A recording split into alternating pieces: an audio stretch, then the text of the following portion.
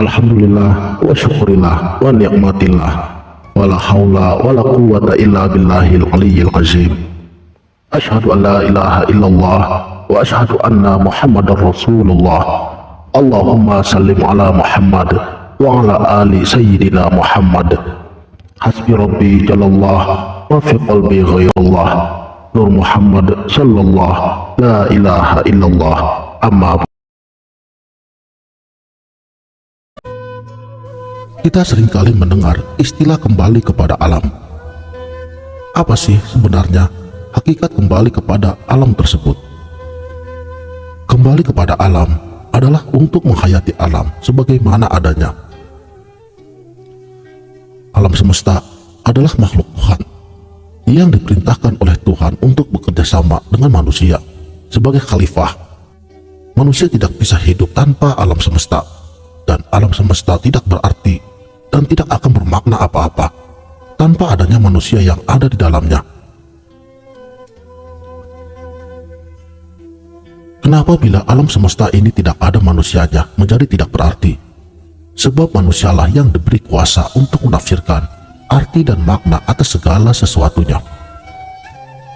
Bukankah manusia pertama, yaitu Nabi Adam alaihissalam, diberi kekuasaan oleh Tuhan untuk hidup dengan bekal nama-nama segala benda? Dan manusia yang merupakan satu makhluk yang mulia, karena manusia adalah penafsir dan pemberi makna daripada segala hal. Karena alam semesta ini adalah makhluk yang hidup, maka dia pun punya kehendak dan punya tekad, punya niat, serta keinginan. Apa keinginan dari alam semesta ini?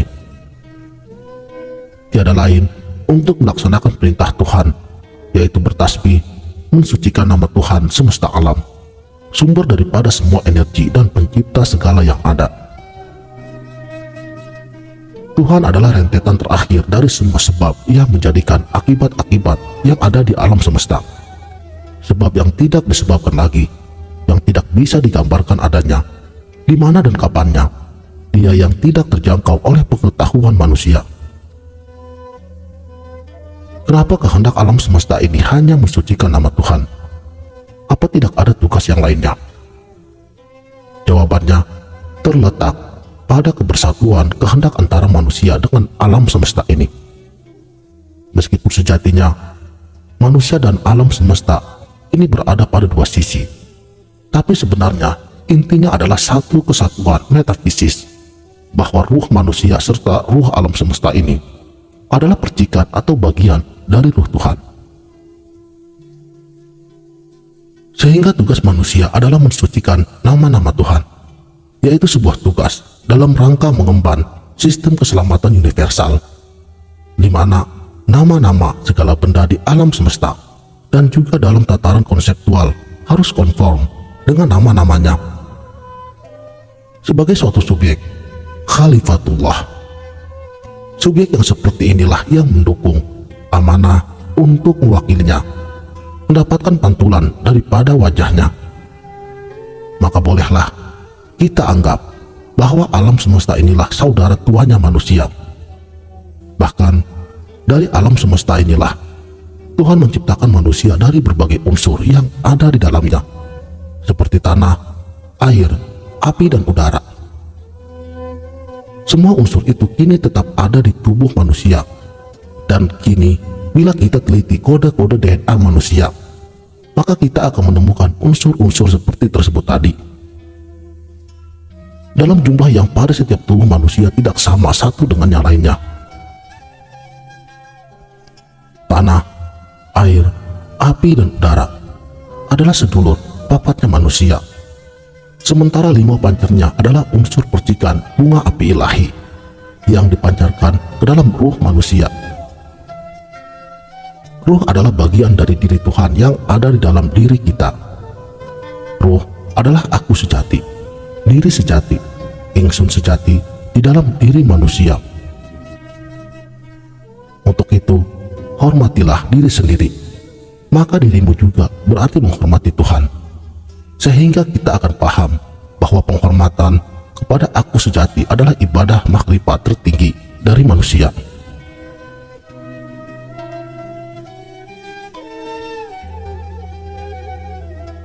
Sebagaimana yang kita tahu, bahwa setelah Nabi Adam alaihissalam diciptakan, Allah tidak memerintahkan malaikat dan iblis untuk bersujud kepada Nabi Adam, kecuali setelah Allah meniupkan ruh dalam jasad Nabi Adam. Barulah Allah perintahkan kepada sekalian malaikat beserta dengan iblis untuk bersujud kepada manusia.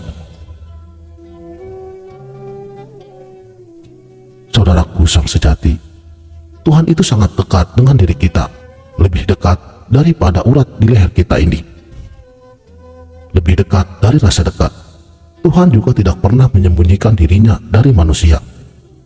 Manusia sendirilah yang menyembunyikan diri dari Tuhan di dalam pengetahuannya, di dalam kebodohannya diri sendiri, di dalam ego dan keakuannya, di dalam keadaan dan membatasi ruang lingkup pengetahuannya. Kita memang terbiasa menghilangkan berjuta-juta kilometer pengetahuan tentang Tuhan dengan dalih kita tidak mengetahui Tuhan. Duh, Gusti Pangeran, betapa bodoh dan hinanya diri ini. Justru karena kita menyukai bermandi lumpur keakuan diri. Dengan kebodohan pula kita mengaku bahagia. Dengan kebodohan pula kita bahkan lancang mengaku telah menemukan jati diri kita dan memukusnya dengan kepalsuan. Untuk itu, jangan pernah menentang dan bertolak belakang daripada hukum-hukum, prinsip-prinsip pekerjaannya alam semesta. Apa prinsip bekerjanya alam semesta ini? Prinsipnya adalah keikhlasan. Ikhlas untuk memberi tanpa berharap untuk menerima. Seperti matahari, seperti bumi, seperti udara yang kita hirup sehari-harinya. Kita perlu mengetahui prinsip-prinsip bekerjanya alam ini, sebab ini menjadi inti dan substansi semua ilmu yang ada di semesta. Pengetahuan manusia, baik itu ilmu pengetahuan yang kita kenal maupun ilmu yang gaib. Manusia yang sadar akan hakikat dirinya berarti manusia yang juga menghayati keberadaan alam semesta, menghayati semua hal yang baik terlihat maupun yang terlintas, serta menghayati dengan kedalaman rasanya, sehingga kudratillahi dengan manusia yang selaras, serasi, harmonis, dan sinkron dengan alam semesta.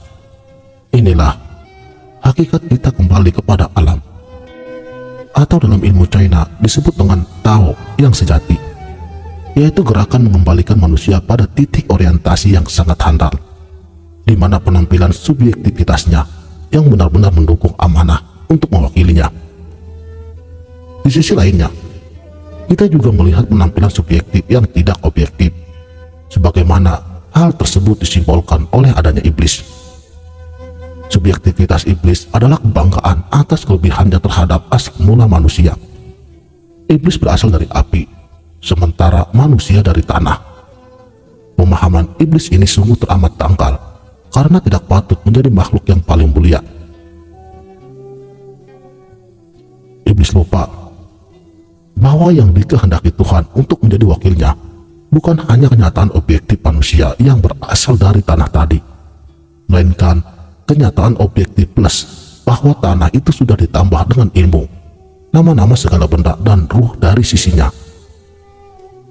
Dari penjelasan ini, kita bisa menyimpulkan secara sederhana bahwa bila Anda menginginkan sesuatu, berniat sesuatu, berkehendak sesuatu, serta mengupayakan sesuatu, maka hendaknya selaraskan dan harmonika dengan kehendak alam semesta.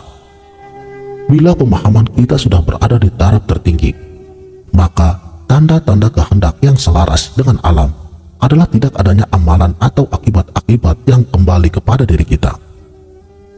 Sebab prinsip kerja alam semesta adalah keikhlasan, sebuah mekanisme yang alamiah, yaitu peleburan antara aku dan alam, peleburan antara kaulo dan Gusti, antara aku dengan aku.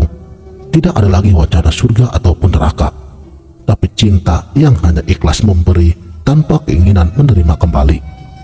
Inilah yang seharusnya menjadi dasar ilmu sangkan paraning rupati, ilmu yang sejati. Sekianlah, mudah-mudahan video ini dapat bermanfaat. Wabillahi taufik wal hidayah. Wassalamualaikum warahmatullahi wabarakatuh.